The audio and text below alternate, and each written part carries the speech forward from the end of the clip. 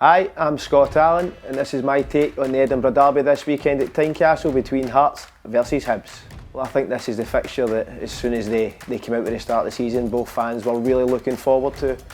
I think in terms of the starts to the season, the excitement's been building week on week. Obviously Hearts going so well at the top of the league now, and Hibs with some really good performances of their own early on in the season, but now looking to get back to winning ways. And what a way that would be then to go to Tynecastle and get the win, but up against a Derek McInnes side who's absolutely flying at this moment in time. For me, the thing with Derek McInnes is he's changed that team since he's been in. I think the Kazarides coming in, the real pace.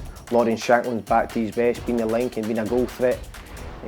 Claudio Braga, who we've all heard the song, been absolute revelation for Hearts since he's arrived in the summer.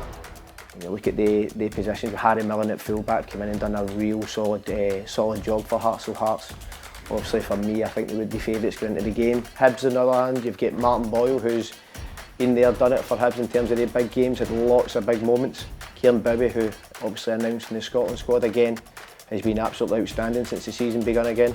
Midfield has been a lot of change in there. Jamie McGrath obviously going off early on against Celtic would be a big loss for them.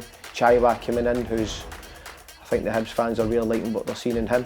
And Grant Hanley, I think not enough's been said about him. I've seen him obviously twice already this season. I think he's been absolutely outstanding in terms of his leadership qualities.